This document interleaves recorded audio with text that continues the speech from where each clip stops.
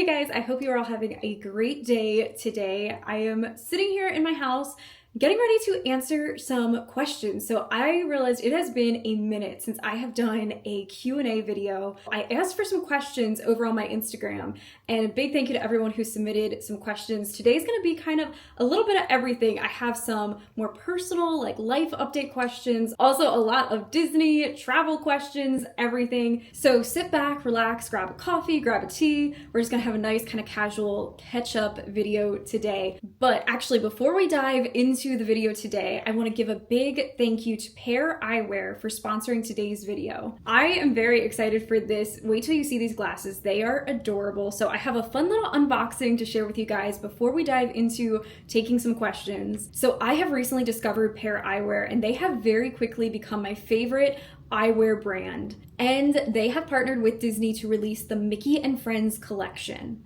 And you know how excited I get about anything Mickey Mouse related. Eyewear changes the game when it comes to buying glasses, as they allow you to fully customize and change your look in just a snap. Quite literally a snap, as you can purchase different top frames that easily magnetically snap on top of your base frame, giving you a brand new glasses look in just seconds. So I chose the Casper style for my base frame. These are in the color tortoise. I love that this base frame on its own is such a classic and timeless look. Then when I want to embrace the magic of Disney, I just snap on these fun toppers. They have so many magical Disney designs in this collection. Let me show you the three that I picked out. This one is the Mickey and Friends topper, and it features Mickey Mouse and the whole gang. This one might be my favorite, as it has all the classic Disney characters highlighted. I also love the white background. White is very trendy right now, especially going into summer. Next up, I have the Celestial Mickey topper. I love that I can change up my look with the classic black background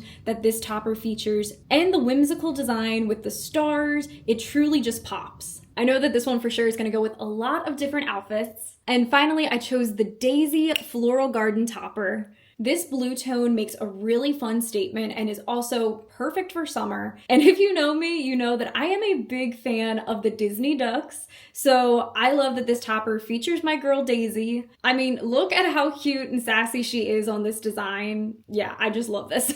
The ordering process with Eyewear is just as easy as changing up your frames. If you want your glasses to be prescription, you can easily upload your prescription from your eye doctor right on their website. Something I enjoyed most about their order process was their virtual try-on feature. This is so cool. You can easily see what you will look like in your new glasses right from the comfort of your home or anywhere. I had a lot of fun with this while picking out which base frame was the best look for me. In addition to adding my prescription, I selected the blue light add-on for my lenses. I work mostly on a computer all day, and I'm on my laptop editing my vlogs, so my eyes are exposed to a lot of screen time. I love that Eyewear offers the blue light add-on to help protect the overall health of my eyes. Another amazing thing with Eyewear is how affordable they are. Base frames start at just $60 and top frames start at just $25. Having the ability to change out your top frames on your base frame gives you so much versatility. It's like you're owning multiple pairs of glasses with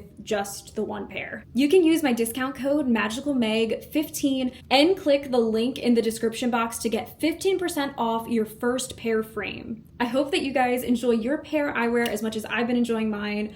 And with that, let's dive into today's video. Okay, so I have my questions here in front of me. Thank you to everybody who submitted questions. I'm gonna put, whenever I do these Q&As, I like to ask her questions over on my Instagram. So if you're not already following me on Instagram, I'll go ahead and put it right here on the screen. I've been trying to post more on my Instagram as well. That's been something like this year that I want to get better at, because I love Instagram. It's really fun to also share like live time when I'm out doing something, put something up in my Instagram stories. So give me a follow over there if you're not already. I'm trying to make more content over on my Instagram. But yeah, big thank you to everyone who asked questions. I have them all here in front of me. I tried to go through and group them the best that I can to kind of have like similar topics so it kind of flows like a natural conversation. But yeah, we're just gonna jump right into it. Have you traveled internationally before? If so, where, and where do you want to visit? To answer this, yes. So I have traveled internationally before. I'm not gonna consider, like, technically it's international if you take a cruise, right? Because you get off in different ports. I'm not gonna count that though. Like, I think you're referring to like flying to a different place and actually staying like for an extended period of time, like, a week in a different destination, international. And to answer that, yes, I have done that before. I went to Punta Cana in the Dominican Republic. I have some very, very old vlogs from that trip. Oh my gosh, when did I go there?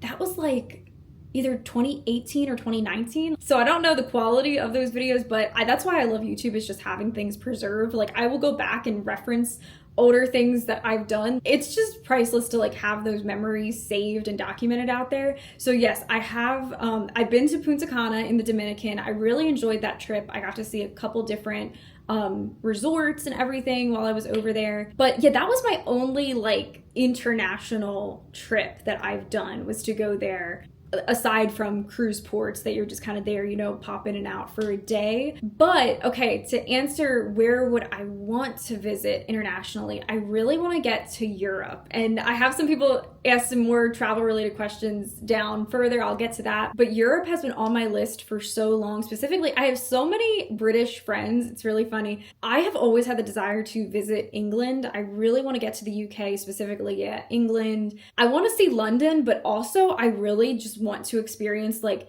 UK life, like just different small towns.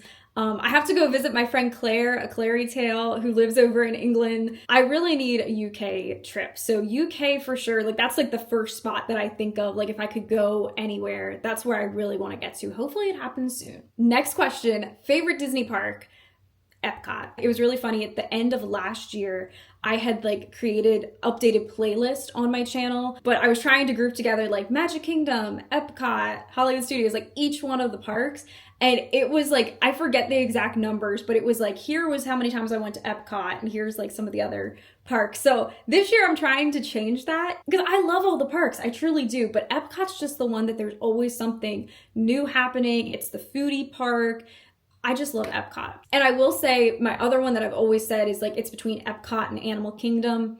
To give an exact answer, probably Epcot. Just like I said, I feel like there's more to do there, but I am an animal lover, and just the theming of Animal Kingdom I really love. So Animal Kingdom's like a close second, but the one I go to the most, and I would say is my favorite, Epcot. Oh my gosh, I love this question. This comes from my friend Libby. If money were no matter, where and how would you travel? And she put cruise, private jet, etc. This is a fun question. This one really got me thinking, because I'm definitely like a very budget conscious person, and like I like to look into taking different trips, and I kind of do it in the lens of like, what's realistic? Like, what could I afford? How would I want to do this? So I've never really like just let myself daydream and be like, oh, money's no matter.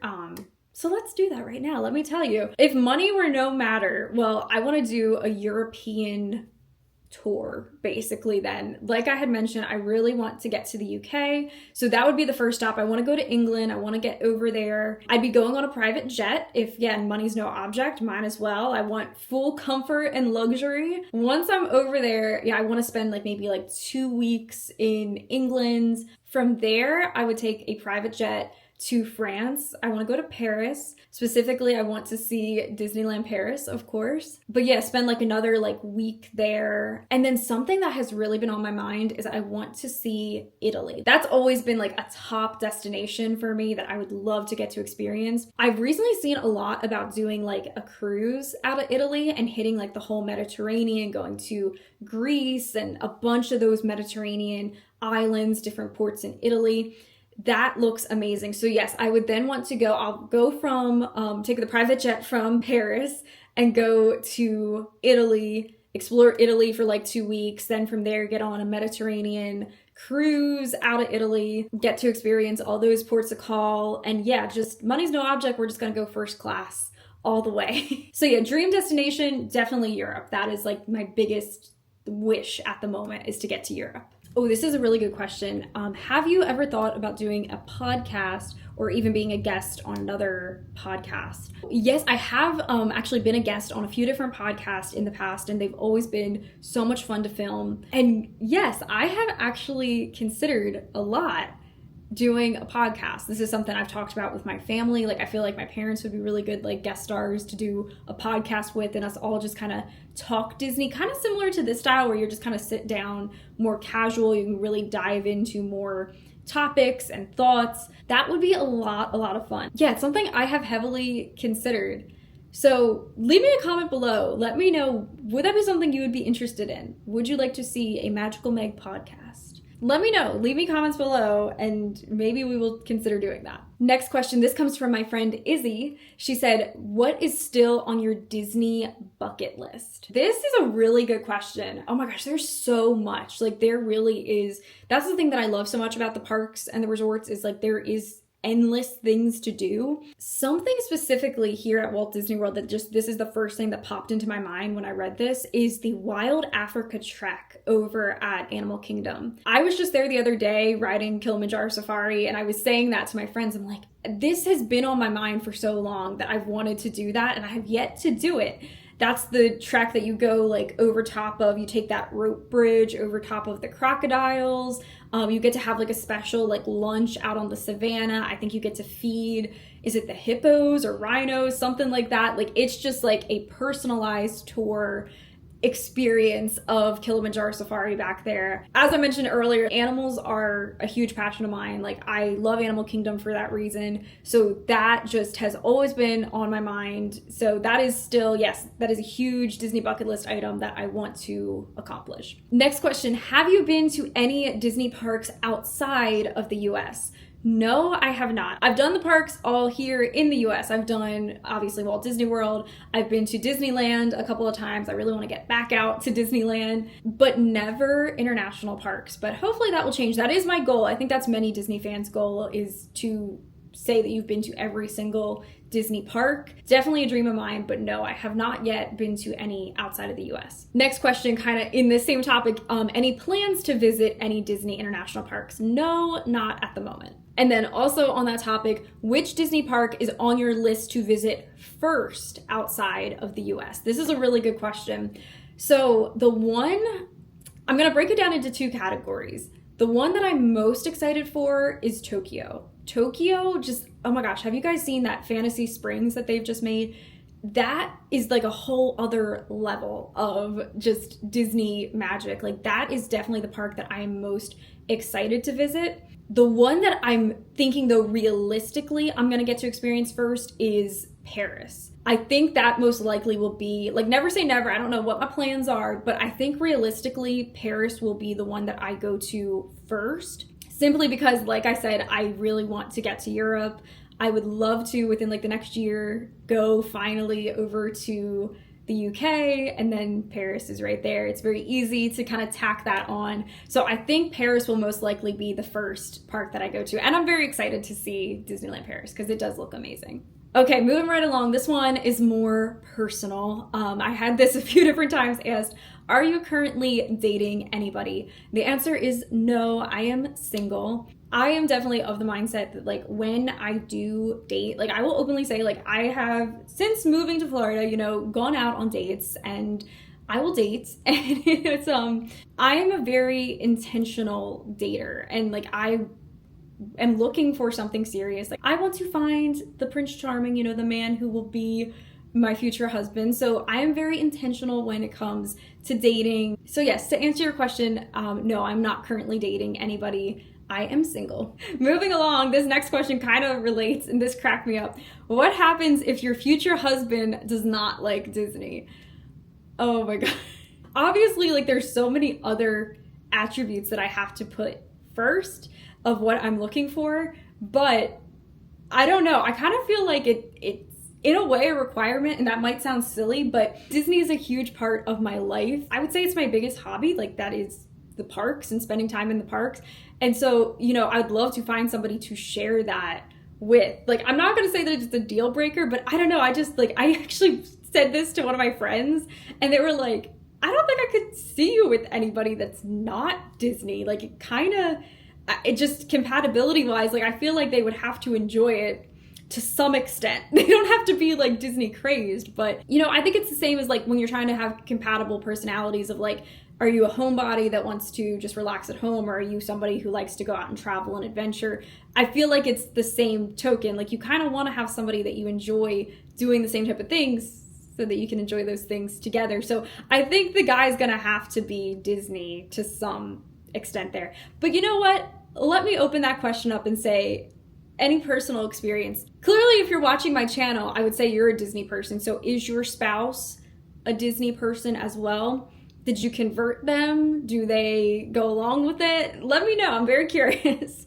Next question, favorite Epcot festival and why? This is so easy, Festival of the Arts. I love, out of the 4 Epcot festivals, Festival of the Arts is just my number one. I love Disney art. I love visual art. I actually used to take oil painting classes years ago. It's something that I would really like to get back into. So I've always had a thing for art. Additionally, I love performing arts. I love Broadway and plays, different musicals, and I love food. So seriously, Festival of the Arts just has those 3 different components. It's the visual arts, the performing arts with the Disney on Broadway concert series, the food. So Festival of the Arts is definitely my favorite. Next question, are you a full-time vlogger?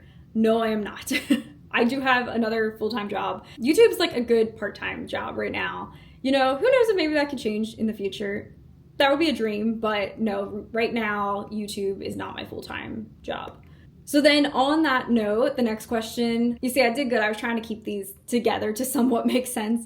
What is your job outside of YouTube? So this is something I've never really shared before, but I've recently started a new job and I now work remotely. So let me tell you, I am in marketing. I work as a social media manager. So it's kind of still in the same wheelhouse of what I like to do with YouTube. That's kind of how I fell into it as well. And I just absolutely love it. It's been something I'm very grateful for. I feel very blessed that I've had the opportunity that I've had present itself. Because yeah, I really love it. So yes, that's what I do. I'm a social media manager and yeah, work in the marketing field. Next, what are your thoughts on pin trading? So I have never personally gotten into pin trading. When I was younger, like on my first couple trips to Disney, I did collect some pins, like I did buy some pins, but I was always very intentional with like which ones that I got. Like they were ones that I wanted, so I never wanted to trade them.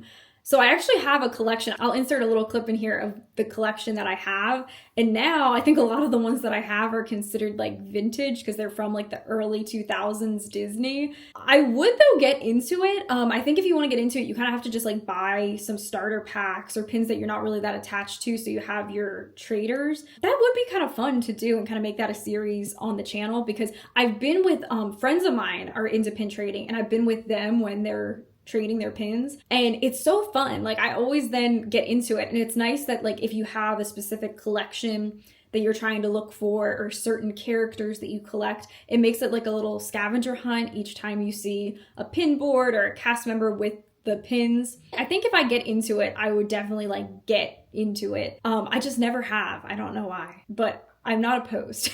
Next question. This is so sweet. Your hair always looks so good. Thank you. I don't know about that. I try, but the Florida humidity sometimes can get crazy. But how do you tame the frizz from the Florida humidity? I don't always do a good job of it, but the one product that I have found to work, it's called BioSilk. I'll insert it as well right here. But I buy it from TJ Maxx. I can usually get it on a pretty good deal over there. But I found that that helps the most. And even when you put it in after you've just curled your hair, I'll put that, like just run it through my hair and it kind of helps just define each curl and make it look a little more polished. So that's been the thing that has helped. But yeah, thank you. You're very sweet. That's a very kind comment. What's the hardest part about balancing life and YouTube? I think it just comes down to like, I won't film all the time. Like I definitely take breaks and sometimes that can be hard because I'll get like this FOMO, like the creative side of me, like, oh, maybe I should show this or document this. You know, it's one of those things like I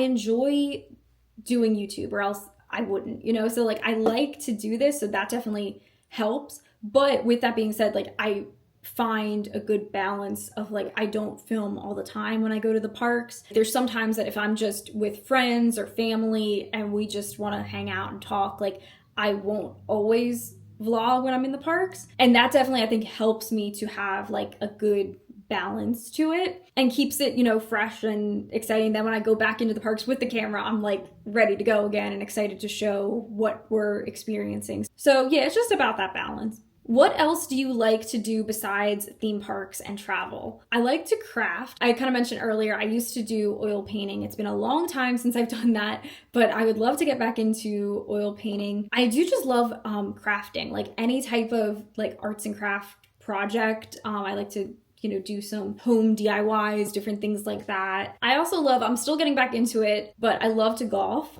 That's something that I also used to do, and now I'm trying to pick it back up again. So I've been out a few times. I need to get back out, and I need to quite literally get back into the swing of things. What besides family do you miss the most from Pennsylvania, from PA? So that's a really good question. Honestly, like, you know, I've always said living in Florida was my dream. So like, this is my home. Like, I would never trade this now for anything. I will say the traffic. That is the biggest thing. The one thing that is a big negative of Florida is we have got some insane traffic. There's a lot of people down here.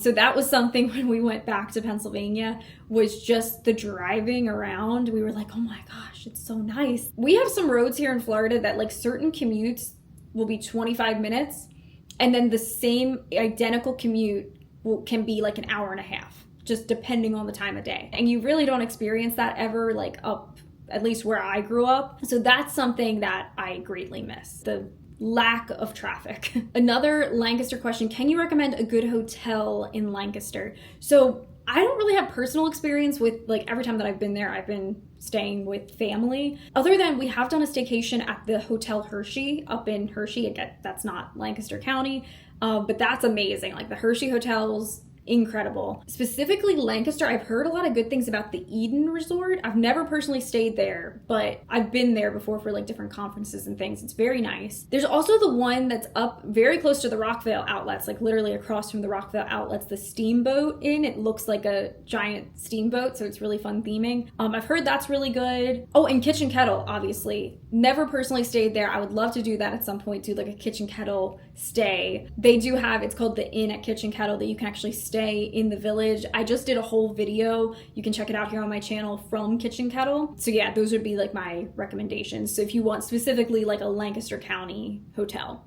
Do you plan to move back north? No, I am not planning to leave Florida. Florida is, there's just so many reasons that this is my home now. Yeah, I have no intention of going back north. And then on that topic too, when do you plan to purchase a condo of your own? That's something I was considering, a condo, but now I'm saving up as much as I can for a down payment for I want to buy a house. That is my goal, is to buy a house. So yeah, saving as much as I possibly can. You know, I thought about renting some places, but like just for me, like I'd rather, instead of putting that money, you know, away each month, giving that money away each month, I'd rather save that to have a larger down payment sum. So that is my goal. Next question, do you mind if fans come up and say hi?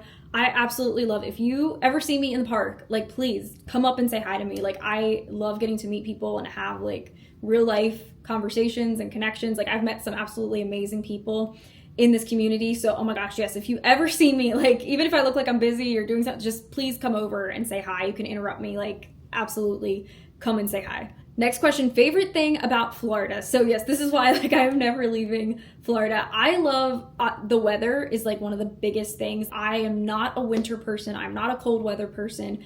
I love summer. The hotter the better. I just love the Florida heat. And I love how much there is to do here in Florida. Like that was the thing that specifically like where I grew up, I felt like I never had, like there was not much going on. There wasn't many different day trips or things to do.